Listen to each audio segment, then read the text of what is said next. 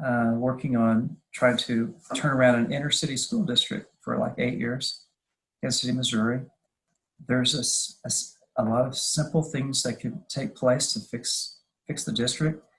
People talk about the pipeline to prison, and that's people identify based on third grade reading scores, which is the first time you could take a test independent of the classroom teacher. And it's the people in this pipeline that are in this, and I'll show you a graph here. This is Kansas City, Missouri School District. And this little gray area under third grade reading scores is the number of students that are 2 years or more behind in reading. So at the end of third grade, they're at first grade level or below. And then they go on to fourth grade. Well, what happens in Missouri, you have this law, it's commonly known as Senate Bill 319, and you're required, it's a shall law, it's not a may, it's you shall do it, and it's funded. And the students were supposed to receive 70 hours of tutoring in fourth grade, 70 in fifth, and 70 in sixth, and yet they were getting no help. And how did I find that out?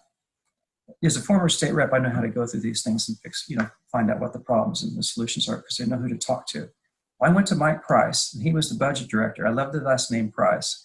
He's in the basement of the Capitol in Jeff City. And he said, he says there's 5 pages of zeros. That's every school and every grade level in the Kansas City, Missouri School District. About $1 was requested. And this law was passed 19 years ago. No one's watching.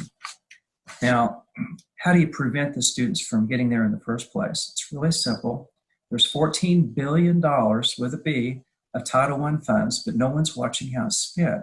I mean, I shouldn't say no one, but they're really not watching. All they have to do is target K through second grade children's Title I funds. Title I can provide a world-class literacy labs for K through second grade children. You need a master's degree reading specialist to fix dyslexia, for example. 1 out of 6 people have dyslexia. They need an hour of help every day for 3 years, so 500 hours of tutoring, K through second. Do you know what the children in Kansas City, Missouri were getting, as an example, or St. Louis? 0. They didn't have 1 reading specialist when I started. It's unbelievable. By the way, St. Louis had 8 pages of zeros on this law, this literacy law. So people are blaming the parents and the teachers. It's administration. I hate to say that. That's just how it's just how it is. But we can target the funds at the federal level. I'd love to be on the education committee. I'd love to solve the 60-some large urban districts issues. It's not that difficult. If you're not able to read, you're in trouble. I wanted to say one last thing. 43% of inmates have dyslexia in prisons in America. 2/3 are functionally illiterate. Back a long time ago when I was a state representative, it was 75% of the inmates had not completed 4th grade reading level. The laws are in place, the money's already there. We just need someone to say, hey, let's fix it. What plan does a freshman congressman at the federal level have to solve the inequities in education? I don't know. They've been working on that in Kansas City, Missouri School District for 2 generations. And have they solved it? No, they haven't solved it. So at the federal level, what can we do? I'd say we could reduce the size of the Department of Education and block grant to the states and to the school districts where the real work has got to be done. We need to start to electing people to school boards that care about curriculum, that care about the classroom teacher, that care about things at the local level. I don't think it can be done at the federal level. Let's cut the bureaucracy of the Department of Education. Great idea. You know, Betsy DeVos came in as a champion from the state of Michigan, as a champion for school choice. And, if Betsy DeVos can't get it done, who's going to get it done? So I don't think there's going to be a solution. I mean, it's a grand idea. There's not going to be a solution at the federal level. But I will tell you what I do think about education, because I am passionate about education as an engineer and thinking about how we prepare our children and grandchildren for the future. We're going to double down on our investment in STEM. That's science, technology, engineering, and math. Again, to be competitive in the world marketplace against who? Again, against the Chinese predominantly. They are racing us to the moon. They are competing head to head in artificial intelligence, which, by the way, is a game-changing technology, if you've ever studied anything on artificial intelligence, that will replace, some people say it will replace 40 to 50% of the jobs that we know today in the next 15 to 20 years. When I hear something like that, I say, well, what if that person's just half right? If you're just half right and only 20 to 25% of the jobs that we know today will be replaced by artificial intelligence in the next 15 to 20 years, that's a big deal. How do we prepare our children and our grandchildren for that? Well, the way we do that is we double down on science, technology, engineering, the arts, and math. And we put that into our schools. Well, Mike, how do we do that? So here's my plan. And this is to your education question.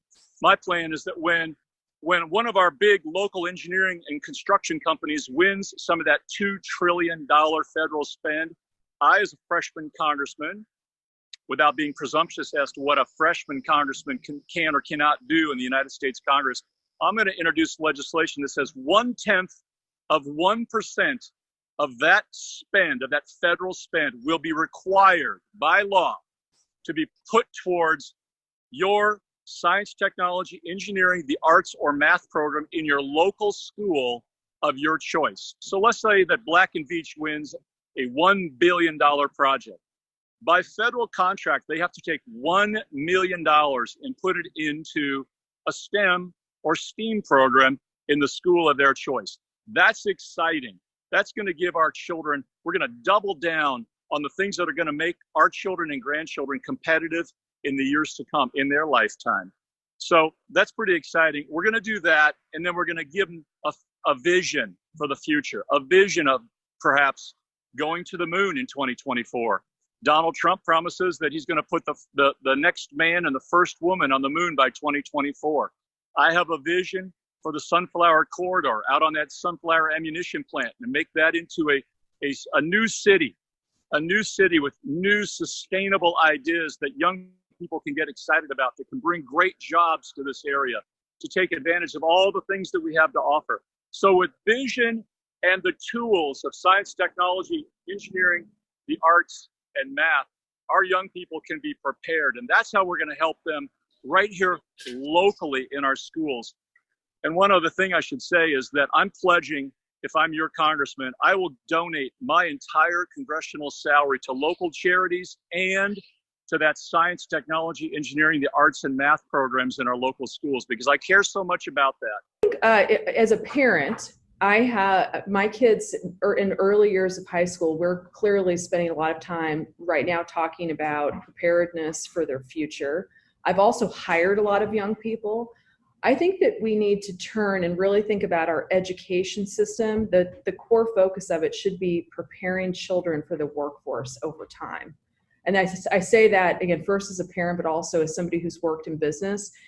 If that's where we start, then we really should be thoughtful about the steps we take from the earliest of ages all the way up to end of high school, when they should be career and college ready. Where I've spent a lot of time in particular on early childhood. If children don't start kindergarten ready, it's very, very difficult for them to catch up later. They won't likely be at the right levels in terms of reading in third grade. Then they can't take in information, and they won't continue to be successful thereafter. It is for that reason that I am in favor of very targeted investments for young children, particularly at-risk kids and families. It's the reason why I founded Systems of Care Initiative, which has made, we call them, they're scholars. Our scholars are 3 and 4 year old children. We're making investments in them and it's business leaders, so that they can be ready, they can be healthy and ready when they start kindergarten and it is all about measuring outcomes that we know: numeracy, literacy, social development, they're ready. Those are the types of things that we need to think about in order to really change things for all children. So education is a state and local issue. I've always believed that government closest to the people is the best. They know what their population of students look like, and they know best how to handle that. What works in Garden City, Kansas is not necessarily going to work in Johnson County, and what necessarily works in California is not going to work in Kansas. So I leave that up to the local